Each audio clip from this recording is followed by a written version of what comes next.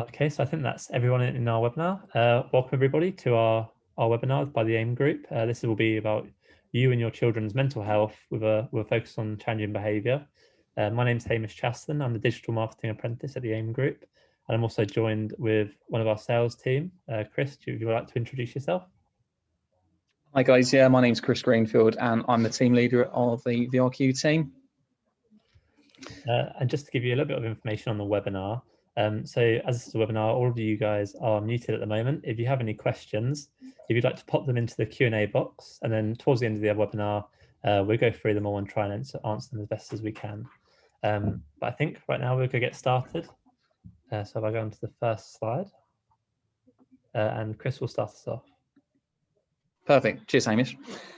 So yeah, hi everyone. The whole point of this is to really give people a bit of an introduction to mental health. Not just what we do as a company, but really kind of talk about the values and importance of what we stress and what we find very important. So, an introduction to mental health is that mental health itself is just like our health. We go to the gym to make sure we're feeling better. So we all have it. It's important that we look after it to live healthy lives. So there can be various different, parts that it can include, such as, emotional, psychological, social well-being. It completely affects how we think and act and feel. So it really determines how we handle these things, such as stress and, our overall decision making. I think that's a really important thing to bear in mind. Next slide, please, Hamish. So within mental health, obviously there's a lot of factors that can contribute to it. One big thing is biological factors. So, genes and brain chemistry. A lot of the time it is down to an insufficiency or an overcompensation of chemistry within the body. So it's a really big thing, and genetics obviously plays into it quite highly. Hereditary connections. So really big one there. Life experience is also very important. Past traumas or abuse. But personally, I speak to a lot of Senkos and they tell me a lot about, children that have come into contact with certain experiences that have caused trauma and it really affects their mental health. So, a really big thing there.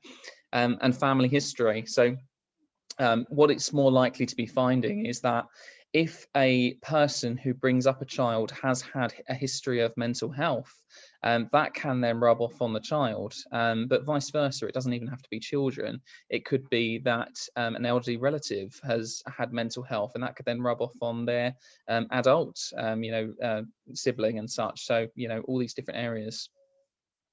Next slide, please, Hamish. So just sort of picking up what I just said, there's a lot of research that suggests about how mental health problems can and may run in families. So, for an example of a parent that suffers from depression, you are more likely to suffer from that depression yourself. It also suggests that mental health problems could be developed due to variations in brain chemicals. So a lot of people may have heard of serotonin, which is the hormone that stabilizes our mood, and then also dopamine, which is the hormone that helps us feel happy. So a lot of people that do come into contact with mental health and go and seek advice, they will be given these different, drug variants to try and boost those two different chemicals. And there's also a lot of studies that have found that lifestyle factors, including, a healthy working environment, diet, drugs, sleep quality, they can all impact on our mental health. I think a big one is sleep deprivation. A lot of people do find that they're running on very little sleep, and that can really affect how we, act as a person, and not realize that just not having enough sleep can affect mental health. Next, please, Hamish. So, to kind of dive into what types of mental health problems, there's actually over 200 recognized mental illnesses. Now, that's a huge amount when you think about it. They've all got different symptoms. They can affect each person in different ways. So some really common mental health problems that you probably may have come into contact with or have got a bit of a knowledge around. There's depression, postnatal depression, or PND it's known as. seasonal affective disorder, which is also known as SAD. A lot of people know it as SAD, to be honest.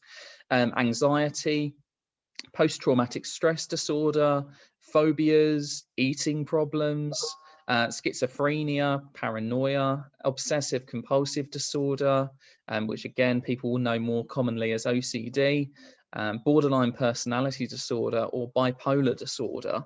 Now, all of these tend to fall around a chemical imbalance. I mean, I can personally speak quite openly and say that I could quite confidently say that I have a form of eating problem whereby I binge. It's something very easy to do. It's my vent. It's the way that I kind of, my vice and my handle of things. If I'm feeling not very well or feeling, not very happy in myself, I will eat. And people can probably, quite happily kind of, self-confess to a lot of these things are sewing. So yeah, a lot of common health problems that fall into these categories. Next slide, please, Hamish. So there's a lot of statistics going around now. These are quite shocking. I mean, I've been in the company 2 years, and when I first started, we used to talk about this being 1 in 6. So for 2 years to have passed, and it now be 1 in 4 people experiencing a mental health problem of some kind each year in England, and that being pointed out by Mind UK 2021. I really do feel like that is a huge change in 2 years. And we were talking about it 2 years ago, but I feel like talking about it just isn't actually making any difference. We need to do something about it, and I think that's why as a company we're very passionate and very driven to try to make a change. The reality of the situation is 792 million people are affected by mental health issues worldwide. Again, stats found by MHFA England 2020. Now, when you think about it, that's nearly 1 billion people, and the world, when you actually put down to the reality of how many people live in the world, it's staggering. It's a huge amount of people, and people are just not happy to talk about it. They want to sort of, put it under the carpet a lot of the time. Obviously everyone on this webinar is very keen to know more, but a lot of people will just take it as take it as something that they can't do anything about. But the reality is they can, and they can talk about it, they can understand it. So yeah, with people with a long-term mental health condition, losing their job at around double the rate of those without a mental health condition. That's nearly 300,000 people that actually lose their job, which not only is due to having mental health condition problems and worries, but also that's then going to cause more worries, because as soon as they've lost their job, they then don't have something to actually handle, their day-to-day work life. They've now gone from having a routine to no routine, and a routine again is a really big connection to mental health. Some people really need that structure. And that's the whole point of this. So, people with severe and sorry that somebody's comments popped up. People with severe and prolonged mental illness are at risk of dying on average 15 to 20 years earlier than other people. Once again, this is stats come from PCNSC 2020. That's worrying. The fact that something within our minds is actually causing a potential stunt on our life expectancy. That's madness. For that to be something that we can actually get around. It's not like that we have to go and research a cure for something that is impossible to cure. We have the tools, we have the knowledge. So for people to be losing nearly 15 or 20 years of their life just by not being told or involved in what to do, that's the whole point of this. We really want to drive the passion behind it. Next one, please, Hamish. So this I can hand over to Hamish, and he can talk a little bit more about sort of how mental health in children would to come into play. Hi, thanks for that, Chris. Yeah, so as I'm sure we're all aware, mental health can affect people of all ages. It doesn't matter whether you're a 10-year-old child or a 74-year-old adult. It all affects us in different ways and different things. But without proper support, these mental health problems can have a much more significant impact on children and young people.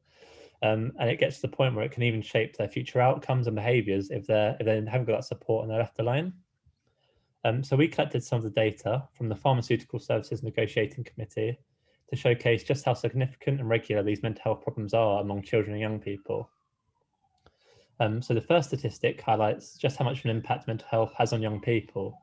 So around 50% of all mental health problems are already established by the time a person is 15, 14. So this isn't something that people just suddenly get, and it can often stem from a younger age. And we'll dive into a little bit more of that later on, about how kind of a lot of these mental health problems can be formed through your childhood experiences. And we can also say this isn't a rarity in young people. A lot of young people are now suffering with mental health problems. So 1 in 10 children actually have a diagnosable mental health problem now, such as anxiety, ADHD, or depression. I know from personal experience, I've got a lot of family members, even myself included, that kind of when I was a child, it was never really talked about. And now I've got a brother who suffers with autism and anxiety. And it's just something that kind of is getting a lot more prevalent in today's society. And I think it's getting noticed a lot more by doctors, parents, and even teachers. And diving into kind of mental health in children. So I mentioned before, but there's certain events and experiences that children can go through that can really impact their mental health. And then these are called adverse childhood experiences. Now, these adverse childhood experiences can have a negative impact on anyone's life. So you could suffer them at any moment of your life, just like mental health. And they're often experiences that kind of are things such as like death, a divorce of parents, domestic violence, or national disasters. And it's important to stress these events can impact anyone. Obviously, death, divorce, that all has an impact on anyone, no matter your age. But for young people, this can really impact their development and mental health, which again has a knock-on impact once their transition into adulthood. And when we think about these kind of experiences, divorce or national disasters, I mean, if you think about this pandemic beforehand, we'd have called a disaster maybe a terrorist attack. I know 9/11. I've got friends and family who are actually scared to go on planes, scared to go in buildings because of that huge disaster. And now we've got a pandemic that's affected everyone around the world, and we still don't really know how this is going to impact our younger generation. They've been locked down, they've been taken out of schools, they've had to deal with really, really harsh and abrupt changes that could really impact their kind of social development and interpersonal skills. So it's still something that we don't know how this is going to impact people in the future. So even without this pandemic, these experiences were already really common in children's lives. So around 50% of children have already faced a diverse childhood experience. So that could be a divorce, a death. I think growing up, we all experience things like that, and it just shows how common this can be. And a further 8% of these people that were tested found they faced 4 or more of them in their early years. And it's really important to stress that this support needs to be put in place for children to protect them, because studies have shown that these can have long-term damage, such as even health problems. So kind of like you have heart problems, mental health issues, and other behavioral things, such as an increased likelihood to be violent or aggressive, and it can even result in you going to prison. So this just shows kind of how one kind of big impact can seriously unravel a child's life if they aren't kind of protected and supported in the right ways. So to further on this research that we found, they found that relationship with one trusted adult, just one, really helped mitigate these impacts of adverse childhood experiences on mental and physical well-being. So, having someone that a child can trust, can talk to, and maybe kind of be confident enough to speak about their own issues can really go a long way in kind of making sure that they get the best support they need, and to ultimately make sure that they don't kind of ruin their own future because of an experience they've gone through, and they can deal with them in a healthy way as possible. And onto this, kind of with the adverse childhood experiences, one of these knock-on effects could be what's known as challenging behavior. And I know kind of the term challenging behavior seems quite ambiguous.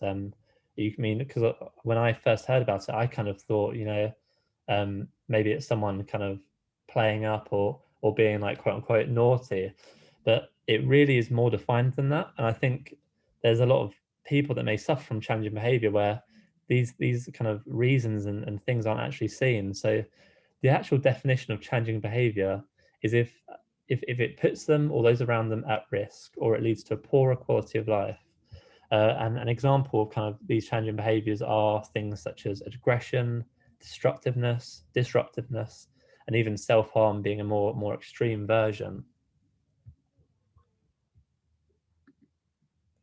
So to kind of showcase about changing behavior, we looked at a study called the Prevalence of Changing Behaviors, which was a population study in the UK, which researched developmental disabilities. So this study in England found that 10 to 15% of people with learning disabilities have displayed changing behaviors. The most common form of these changing behaviors reported were aggressive behaviors, destructive behaviors, and even, like I've mentioned before, self-harm. And sadly, the majority of these people that were identified in the study showed at least 2 or more of these general forms of challenging behavior.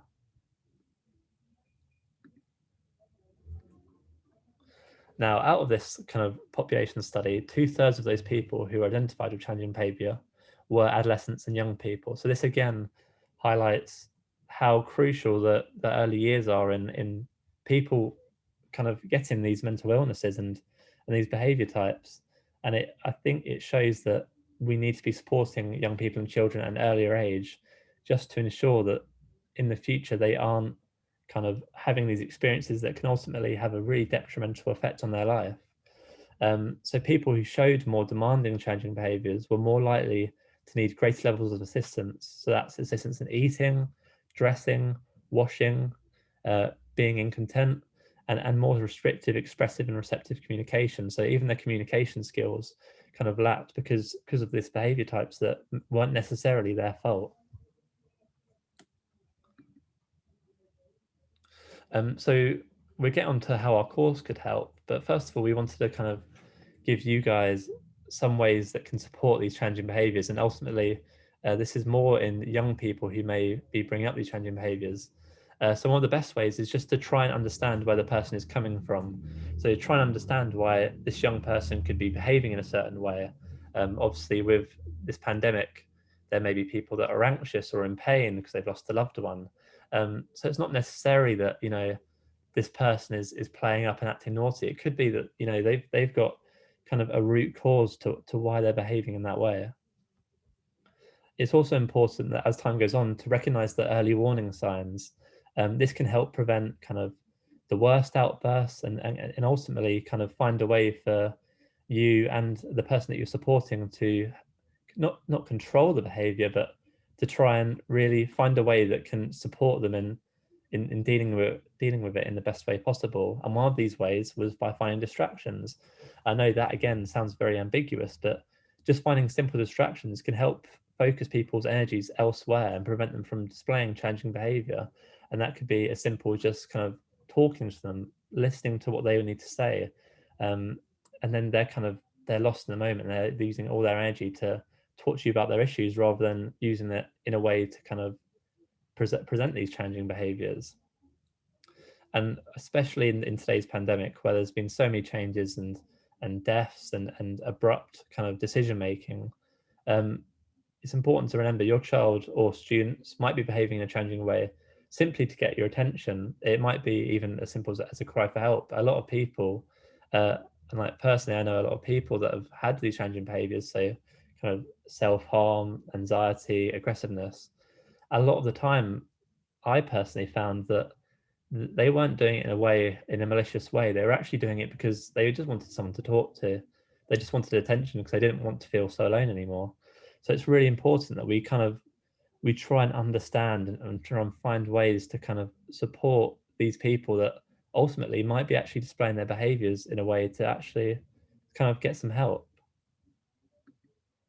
So I'm going to pass you back over to Chris, who's going to talk about a little bit about our behavior that challenges course that could really help with people supporting these young people who are displaying these behavior types. Thanks, Hamish. So yeah, as I mentioned at the beginning, so I'm one of the team leaders of the VRQ team. So the VRQ team, so VRQ stands for Vocationally Recognised Qualification. So what these are flexible online courses that give you a really good understanding of different subjects. Prime example of what Hamish has mentioned, the Behaviour that Challenges qualification. So the first thing to note is the word qualification. So these are actually an accredited course. They're actually recognised by Ofsted and the Care Quality Commission, and they are awarded by the body NCFE Cash. So they're actually coming out as the equivalent of a grade 5 GCSE. So not only are you gaining the knowledge, but you're also gaining a qualification to back it up. And it's also being recognised by these different organisations that are saying this is valuable information to learn. So to prime example on this Behaviour that Challenges qualification, this course is really good for an age generic perspective on what is behaviour. Behaviour is such a wide term, as Hamish touched on. There's a lot of different effects that fall into what is challenging within behaviour. But you know, the understanding of reasons why these individuals display behaviour that challenges and its impact, being able to support an individual effectively. You know, the fact that this is a completely free platform to take as well, I think is really important to know. What we do is we basically access government money that sits there thanks to tax-paying contribution, and through our various college partners we have access to these amazing qualifications that anyone can be involved with.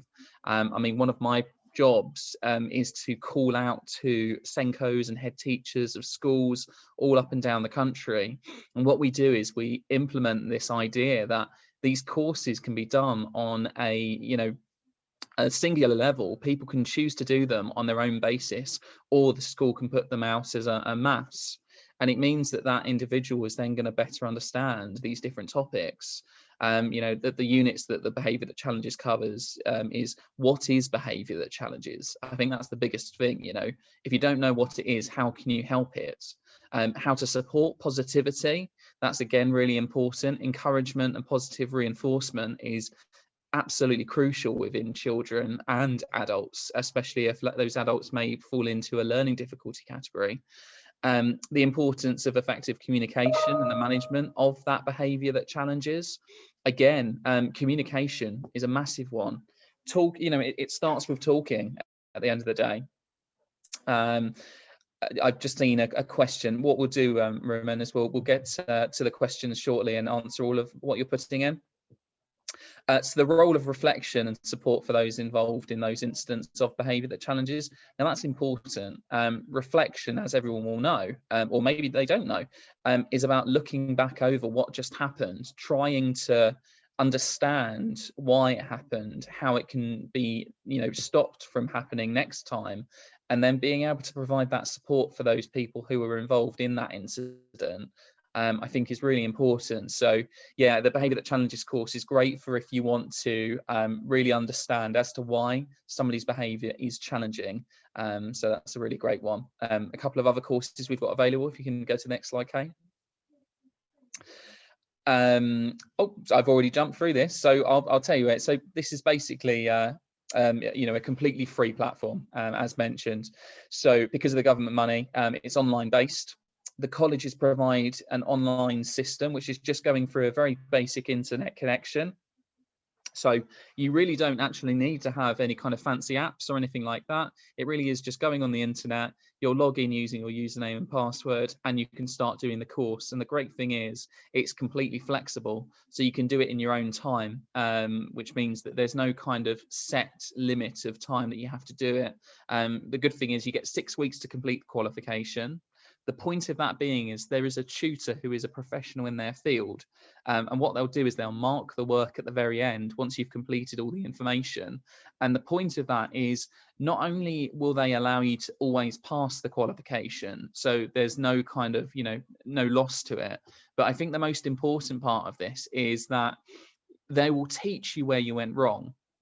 So that means if you have put down some information that you felt was correct and it actually turns out it wasn't, they will then point that out to you. They'll send you some links that you can look into some more detailed information. And that just then means that you're developing your knowledge and gaining a real understanding. And it also is safe for those people that you may come into contact with, so that you're not passing down the wrong information. So that's the whole point of these being marked and accredited. Next slide, please, Hamish. So who these courses can benefit. I am fully passionate about this, is able to support everyone. Our duty in the VRQ team is we engage with schools on a mass level. We want to help people, not just the SENCOs and the SLTs. For anyone that's not involved with education, so a SENCO is a special educational needs coordinator, and an SLT is senior leadership team. Now, basically, they mean they're the main structure of a school or educational platform.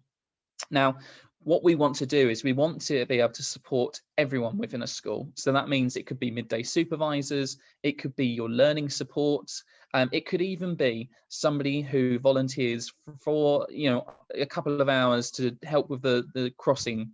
This is the great thing. I know personally a gentleman who was a governor of a school, and he also did the lollipop duties, which is lovely, knowing that we've helped crossing guard. And that's because he had a child who was showing signs of autism. Really, really great to know that this is going out on a wide level. So yeah, this is great for parents, it's for caregivers, it's for teachers, it's for charities. There really is no limit to who can do these. The only eligibility criteria is very minimal. So people just have to be over the age of 19 as of August 31st last year. They have to have lived in the UK or the EU for the past 3 years, and they just can't be doing any other government funded courses or qualifications at the same time.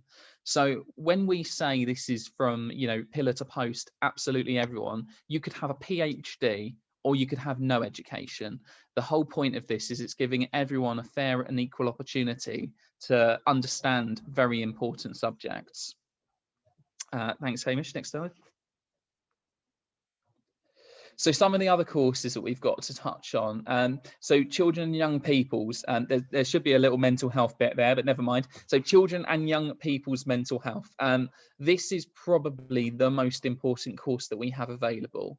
The whole point of understanding young people's mental health is early indication and identification. If you can find areas and characteristics that children will be displaying early on, you can catch it, you can stop it, and you can prevent it from going into adulthood. I mean, that is, in a nutshell, the most important part to look out for. And also, children don't like talking about how they feel. So we have to rely on physical communication or behavioural patterns. All of these things displayed in children that you might not even consider connected with mental health, but the problem is they are. So that course really helps you really understand not only your own children, but children you're connected with. Another great course that's very new is called Mental Health First Aid and Mental Health Advocacy in the Workplace. Now, this is a great course for people that want to encourage a positive, mentally healthy working environment. Not only does it give you the support to help your own colleagues, but it gives you the tools to make sure that you're aware of what to look out for in each other, and just making sure that the workplace stays, as I said, mentally healthy. It would be the same if you had put a lot of junk food out on a table and then expected nobody to eat it. That's encouraging bad health in a workplace. So if there's things within a workplace that's encouraging bad mental health, it's no different to if you were to see physical food and it affects actual physical health. And then another very popular course, I touched on it earlier because of a gentleman I've helped, Understanding Autism. Absolutely amazing course. So what this course will do is it will actually give you a knowledge of the whole ASD disorder and spectrum.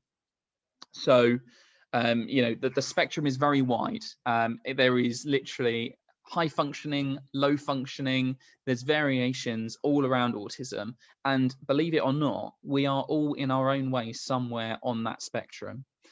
So I think that's really interesting to know. Now, with this course as well, it also has a lot of information about the legislation that surrounds it and the support structure available. But what I think most important is common misconceptions. A lot of people think they know what is autism. However, they do not necessarily know, what they're talking about, which I think is the most polite way of saying it.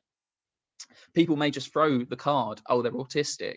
But if they don't actually know what autism is and they don't know what's connected with it, they can't put that down as a guarantee.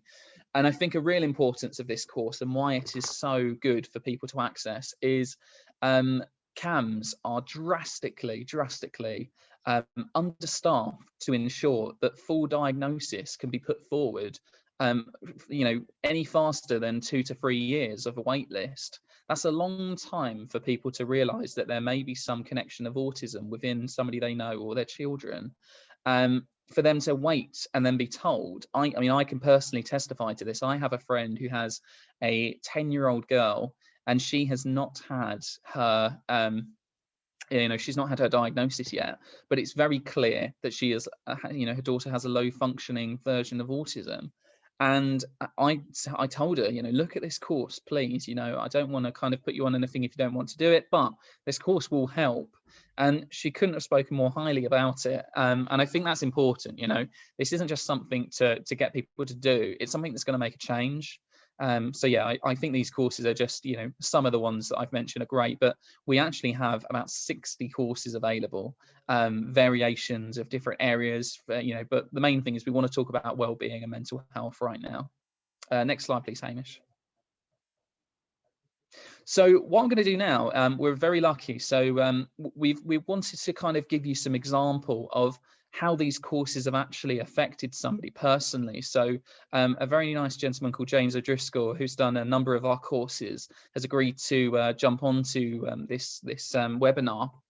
So I'm going to pass him over and let him sort of just walk you through a little bit of how he's found everything. And I'm going to ask a couple of questions just to, kind of tip along and get people moving. But, I think the big thing is James has had a first-hand experience of this courses. So it's really nice to introduce him. So James, if you want to introduce yourself a little bit, mate. Hello, Chris. Thank you. Yeah, my name's James Edriskal. I work in the music business. That's what I've done for 28 years or so. And during lockdown, various things happened, as maybe with a lot of you who are on this webinar. Some really challenging things happened in my life, my own life, the people around me's life, and it brought a lot of things to the surface. When we're talking about mental health, I've had mental health issues for a lot of my adult life and my childhood as well. I was diagnosed with OCD at 12. I had it from 9, and OCD at the time really wasn't a thing that was talked about. So these resources would have been invaluable in 1982. Unfortunately, they weren't around. So in lockdown, our school, my daughter's school, contacted us and said about the children and young people's mental health course. And we were going through a particular situation at home with our daughter. And that sort of started my interest in what AIM are doing. And that's where this all started off for me, really. I've, as Chris says, I've done a couple of these courses now and found them to be incredibly valuable tools to understand what's going on with my family, actually, as well as myself. So, Chris, maybe you want to start with the first question. Yeah, by all means, James. So, so if you can kind of let us know, obviously you've just touched on the children and young people's mental health, but what other courses have you taken? I know you've taken several. Yeah, so the two I've done so far is children and young people's mental health and understanding autism. I think for a lot of parents, if there are parents on this call at the moment, a lot of us have dealt with what you call challenging behaviour, and there will generally be a reason behind it, from what I found out during this time.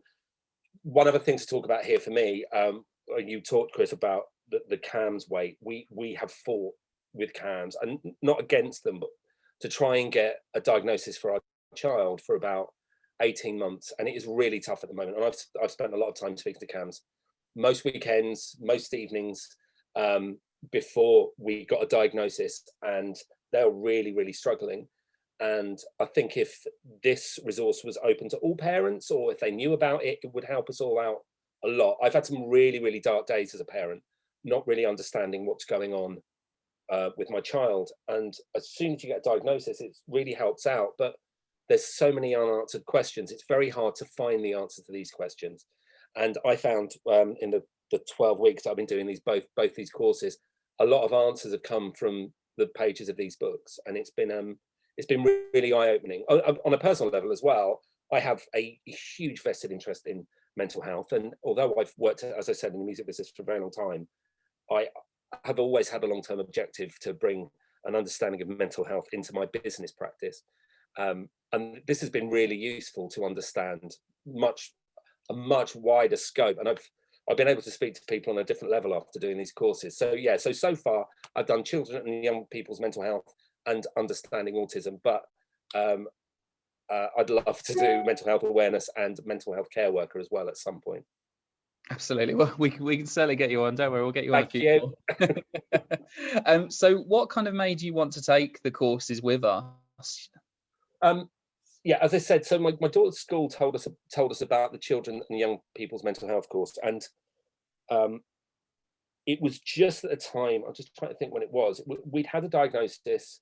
I had a fairly good understanding about adult mental health, and although I have been a child, funnily enough, at some point, and had struggles with mental health, it's really hard to unpick some of the things that your kids are going through, because as you said in your talk earlier, they won't talk about it, and you're hitting a nerve when you're asking them about some aspect of their life, and they just shut down. So one of the things that we have in our family is OCD, and OCD is a really, really hard thing to unpick if you've got children who have it, and there's all kinds of different phobias as well as OCD, but there's obviously lots of things that kids during this time have struggled with, whether it's anxiety or depression or low mood or all of those things. It could be across the board. So I was really interested in seeing if there was anything in this course that would give me a wider understanding, but also that I could use to help my kids with, even if it's just sitting down on the bed with them at night time and just being able to talk to them in a way that I wasn't able to articulate before. So that's really why I took the children and young people's mental health course. The autism one, as your friend said, is absolutely incredible. I wish everyone could do this course, because I think of all the disorders, it's the least understood, and that's from my point of view as well, as someone who has an understanding of mental health, but disorders and things like the spectrum, I really wasn't aware, and I find that I'm fairly well read on this stuff, but my God, this course is really something else, and I think for kids, especially kids with challenging behaviour or behaviour that challenges, should we say, I think this course is utterly incredible. And in my own family unit, there's a level of high functioning autism. It could be Asperger's, it could be ASD. It's really opened my eyes. And as you said, the resources that are available, you get used to different support mechanisms depending on what your child is suffering from. So things like OCD is really hard to get support from. You might get some therapy help, but if you have a child with a comorbid condition, so somewhere where they've got two disorders, that doesn't really work. And so a lot of this is left down to us as parents. You can't go to the GP and get help. It's very unlikely that your GP will give you help if your kids are struggling with mental health disorders or spectrum-based disorders. They will pass it on to a third party, and that third party at the moment is struggling under the weight because so many kids have struggled during this period. And as you said, the numbers, I could make up arbitrary figures, but I'm sure 1 in 4 is high. I'm sure it's worse than that right now, because a lot of my friends, adults and children, are really, really struggling. So to have something to unpick some of this stuff is key. But the autism, I honestly cannot praise it enough. It's an amazing course. Absolutely, and it's really nice to hear you talk so, not just passionately but honestly. I think that's really important. I think you've kind of touched on what I was going to ask, which is how it's helped in your life. So, I mean, one thing that a lot of people would ask about is, how can I find the time? I mean, just to give you some expectation, these courses are given 6 weeks, but they're completely flexible. So, the courses can range between 20 to 30 hours. The autism can take up to 40 hours, but it is a much more in detailed course. But James, how did you sort of find the time to take the courses? Oh, mate, yeah,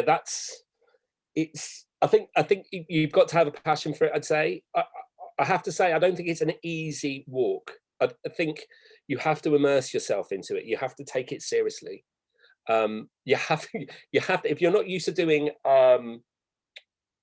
any exams or anything written, you have to do a maths and English, which is brilliant, because I've done that twice now, and I'm going to have to do it a third and fourth time as well.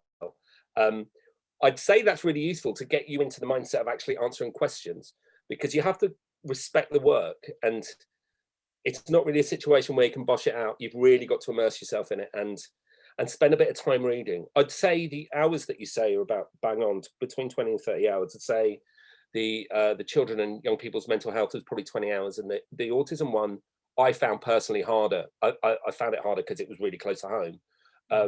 It takes a little bit longer to take some of those sentences and bits of information in. But yeah, somewhere between 20 and 30 hours. And for me, I sort of broke it down. I'm used to working really, really long hours, and I work into the night, and I just find pockets of time where I can do things. And that's what I ended up doing. I ended up doing an hour, a few evenings a week. And me and my wife would tag team the kids, and she's a lecturer at university, so she's online quite a lot. And then I'd come in the office and maybe do, I don't know, a Saturday morning or a Saturday afternoon or a Sunday morning or a Sunday afternoon, and put a good few hours in. And you get a bit of a pace. I think if you can have like a 3-hour space somewhere, you get a bit of a pace and a real immersion into the course, and that really helps. You do have to take it seriously, and you do have to spend a bit of time on putting some time aside, especially for it. I mean, I find concentration quite hard, so I've got music on in the background. I've got things that are happening, and I just found there were just moments where I could really zone in and get some good hours done. And then sometimes it would be a case where I'd just log on and just do 20 minutes. I'd just answer a couple of questions if I had a spare bit of time. So yeah, you will find that if you want to do it, you'll find the time. Having an end date is brilliant. Having a day to finish. I mean, the last one I had to finish this Monday, so I finished it on Sunday afternoon and thought, oh, great, I've got a few hours off. But it was good to have that aim towards, so I knew that I had to deliver it then. I've also spoken to, I think Learning Curve was a person, the body I've done the last two with, and called them and said, I'm not sure if I can make a deadline on this next course. Can I extend it if I need to? And they said, yeah, that's fine. So I think, tell me if I'm wrong, Chris, that's something that's afforded to people as well, if they're really struggling to deliver in a time scale.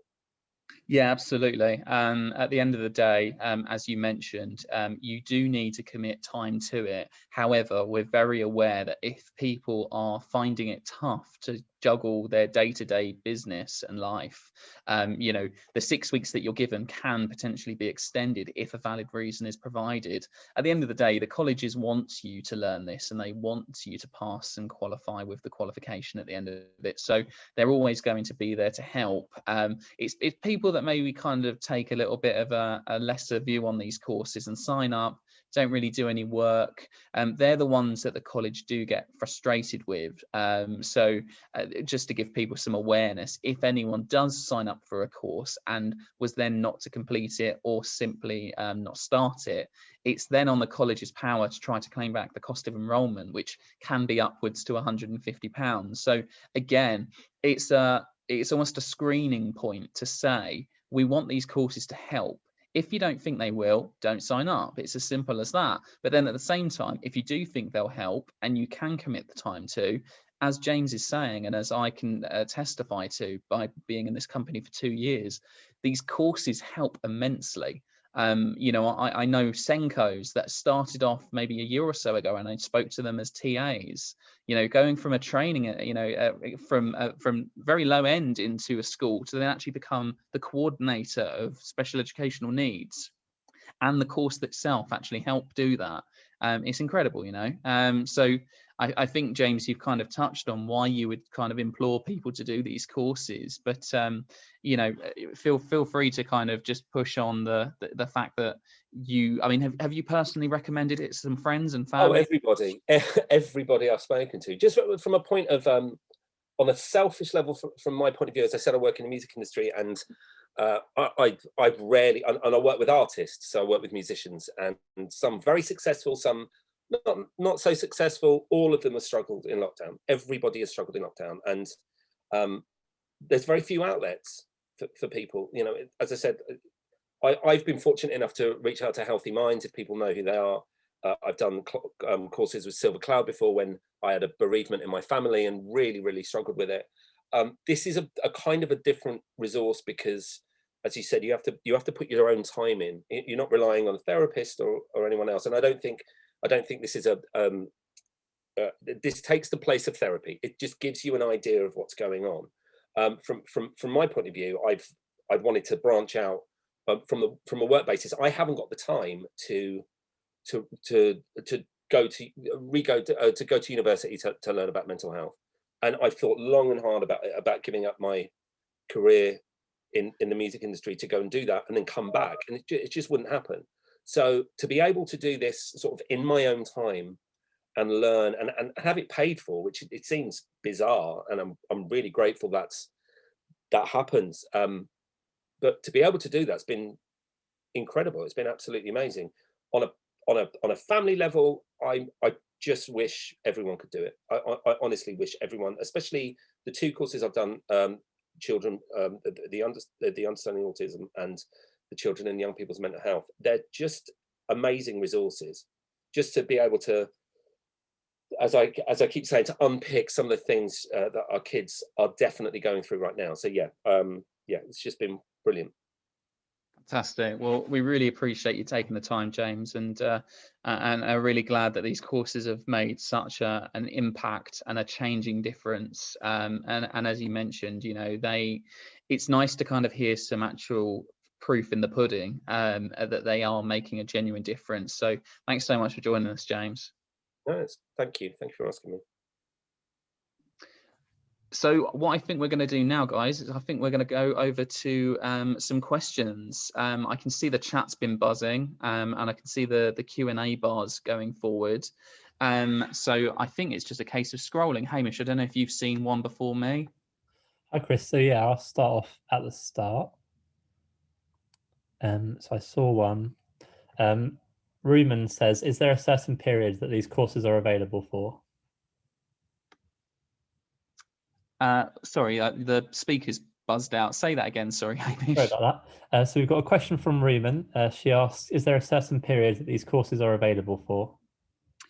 So right now is kind of where we're trying to push. So to give people some understanding, the government funding that we use can be taken away, or the colleges that we use can spend their money quicker, therefore taking away the ability for us to get people involved. So I would personally say, if this is something that is of interest, definitely get involved quickly. That would then mean once you are on the course itself, your 6 weeks for the course completion would then start. And then, as mentioned, the courses can vary between the 20 to 30 hour mark, all the way up to the 40-hour mark on the autism course. So as long as you feel that time commitment is suitable, then you would be able to kind of get straight on. But yeah, we would definitely say act quicker than not, because the funding is very sort of up and down. It can go very quickly. Thanks for that, Chris. We've got another question from Tommy. He says, I'm looking to help myself and my family. Would this still be beneficial? Hi, Tommy. Yeah, absolutely. Not only is it beneficial for our own mental health, there's a qualification actually called mental health awareness, and that really detailedly understands what areas of mental health and triggering factors are connected with each part. So it covers anxiety, depression, self-harm, suicide, eating disorders, you name it. It really covers everything, and it's all about knowing what that area falls into and how it's affected, triggering factors and such. And then at the same time, being able to know what mental health is, it connects very well into the understanding children and young people's mental health. Because they are, although mental health is very age generic, there are two very different areas, which are that adults are a lot more likely to talk about how they feel, whereas children are a lot more likely to act in certain ways. So therefore the two courses are very good in the sense of being very different. So I would definitely say these courses will help both you and your family very effectively. Brilliant. And then we've got a question from Chari. I've completed the Understanding Children and Young People's Mental Health, but it was a company called Learning Curve. It was brilliant. Would this be the same? Yeah, absolutely, Chari. So we are actually in connection with Learning Curve as well. We work with nearly all of the UK colleges that have these what's known as distance learning qualifications. So two of our very large partners are West London College and Chichester College, but we also work with Learning Curve and some variations of other sort of training providers across the UK. So yeah, the exact same course. The nice thing about this is, you know, we have the ability to actually access a lot more courses than some others going directly. But I think the difference maybe is, you know, not to kind of play tit to tat, but we really care about these courses making a difference. And the great thing is we've created a system on our website that when you do sign up for a course, a really handy platform that once you complete one, you can mark it down as complete and go straight on to another one. So it makes life really easy getting through these various different courses. As James mentioned, he's already wanting to do 2 others, and he's just gone through the one of the longest, which is the autism. So it just shows, you know, when you do one, you will instantly want to do another one. Oh, brilliant. And we've got a question from Ruman, and maybe this is worth asking James. But she asks, did you timetable time in the day for you to do your work, or would you do hours at a time if you were in the flow of learning? I try to timetable, but my job doesn't really allow for that. So anything can happen at any point. So I needed to have a bit of flexibility. I tried to front load it, so get it done quite quickly. For me, it didn't work. I think if you've got space in your life, I mean, I've got 3 kids and a wife and a dog and a mad business that I try and run. So it was more of a necessity to put some time aside. It would generally be cut, but then at night time, I just got into it. I just got into the concept of learning more and trying to finish it and do the best I could. So I did put time aside. I did grab time when I could. It was flexible enough for me to do that. And I think the one thing I don't know if we've said that these two particular courses that I've done are both 2 halves that are done in 3-week windows. So there's 6 weeks to do a whole course, but it's broken down in 3 weeks. So you know that you're putting 10 hours in over 10 to 15 hours in over a 3-week period. And when you break that down, it works out, if you do an hour a night, you're gonna have time spare. So yeah, that's how I did it. And I'm sure everyone's got a different way of making it work for them. It's just that's kind of how it worked for me. Oh, thank you for that, James. And then a question for you, Chris. This is from Chari again. I prefer to handwrite my responses in my booklet and then send them in to reduce my screen time. Is this something that's possible with the AIM group? So currently, we are very, very reliant on online qualification systems. There has been the instance that some colleges have been able to apply this.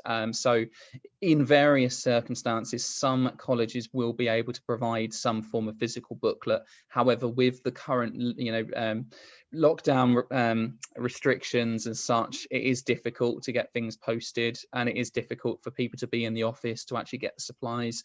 So it's something that may come about a little bit later down the line. However, at the moment, we are reliant on it being online, unfortunately. Okay, and then we've got another question from Jonathan. He asks, are any of the courses and its trainers supported by UKCP or BACP? They're two initials that I've not heard of before. So I don't know, Hamish, if you have heard of either of those. However, as I mentioned, the whole point of these courses is they are written and accredited by CASH NCFE. So CASH is the Council of Awards of Care, Health and Education, and NCFE is the Northern Council for Further Education. So these are two governing bodies that are recognised by the UK government as efficient educational qualification providers. So the good thing to know is that they are accredited, and a level 2 will format as being the same as a grade 5 GCSE. So for anyone that went to school a little while ago, that's more like the equivalent of a C grade. So, you know, something actually physical to put on your CV after you do these courses, which I think is a double whammy. You know, you're getting the knowledge and you're also getting the accreditation. Yeah, brilliant. And then so we got another question from Chari. She asks, so if I'm already registered with Learning Curve and completed the Understanding Children's Mental Health course, which is over 6 weeks, will I need to stick with them to complete the Understanding Autism course? It's an interesting question, really. I mean, you're very welcome to come to us and us get you registered on the Understanding Autism course. The likelihood is you might fall into an area that the funding is now maybe not available for funding through Learning Curve. And it could also mean that you can actually avoid having to do an English and math, as one of the colleges that we now partner with maybe don't do an English and math. And instead we do a very simple Zoom induction. So I would never say kind of, you know, you don't have to stick with them, but then I wouldn't say that you do have to stick with them either. But at the same time, you know, you're hearing from us now, we're very kind of keen to help everyone with these courses. So it may be that you want to do the Understanding Autism course that we know that both we and Learning Curve do have access to. However, you might then find that there's a course that they don't have access to, and you then all of a sudden would like to do that as well. So then by creating a Learn Hub on our website, you've then got that ability that you can do these courses on quick succession. That's great. And then we have Pauline asking, do you do courses on specific eating disorders as well, as like this you say has a big impact on people's mental health? Yeah, absolutely, Pauline. So I do know that the awareness of mental health problems, which is also known as mental health awareness, does contain information about eating disorders. I personally have not gone through the book completely, so I don't know exactly which parts it covers, but I have known people complete it to speak about this being connected. So it will obviously cover every area that you can think of mental health problems and effects and triggering issues. So it would definitely cover that as well. And then we've got a question from Kelly. I think it's probably best that we'd answer it via email with our quality team, but I think I'll ask you anyway, just so you can give her some guidance. She's just had a look at signing up and she doesn't drive. Her passport is out of date. So she's just asking, would her payslip be enough to enroll?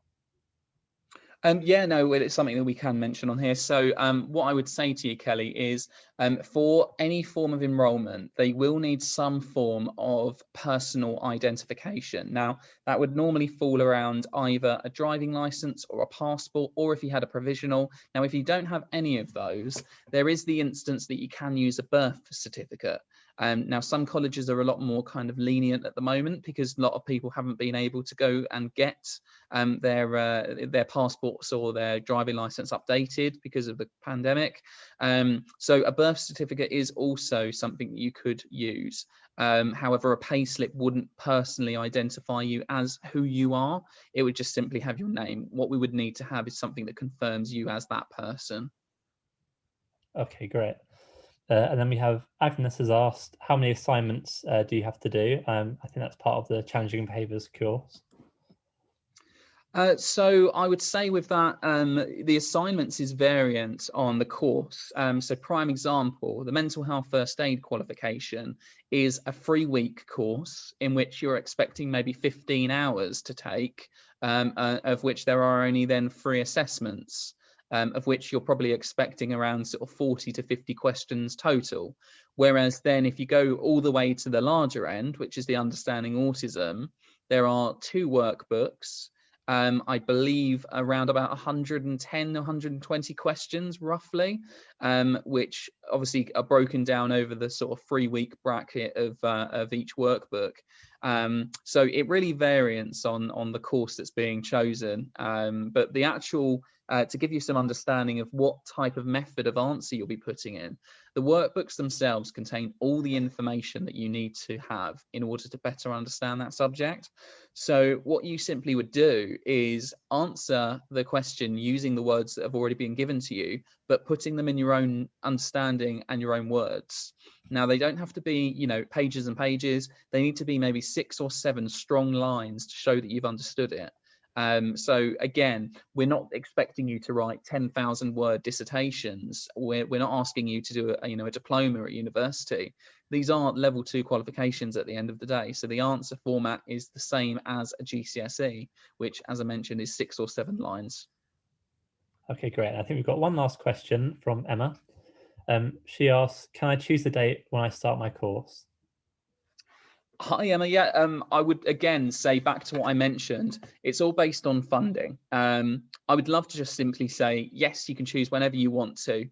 The reality is, however, the funding itself, if you think about what we do as a company, we try to get this information posted out to all schools, all nurseries, care industry, and the parents connected as well. So the reality is, if we have been given an allocation of, let's say, £1 billion, I know that's a crazy amount, but that's actually the reality. There's a lot of funding out there. And then all of a sudden, one of the colleges says, we're all spent, we're cutting off the stream until August. The problem is then that you then haven't been able to get on the course. And there's no telling then when you might be able to get back on it, because the funding might not come back. And as it is government money, we may even come to a point where the government just simply say, we don't have it anymore, which would be horrendous. And we're hoping that never happens. And, you know, touch wood, it doesn't. However, what I would say is, if you have found this webinar exciting and is driving a passion that you want to learn these courses, then please just go for it. You can basically get signed up on the website. You'd be contacted by one of us within sort of 24 to 48 hours.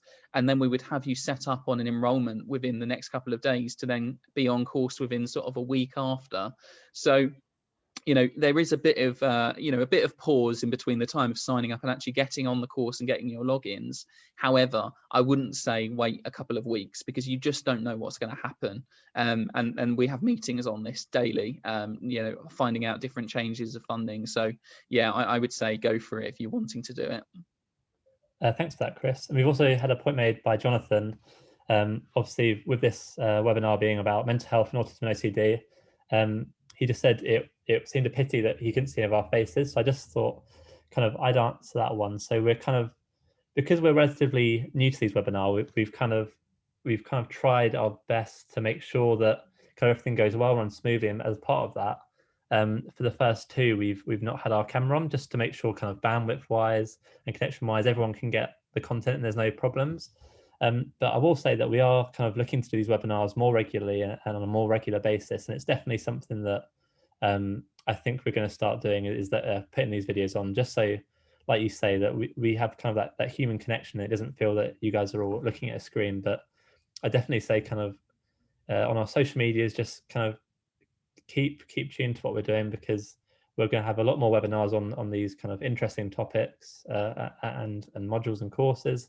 And we're always looking to improve. And I think one of those ways will be kind of keeping our kind of videos on, just so you can see who we are, and kind of it makes it a lot more kind of human for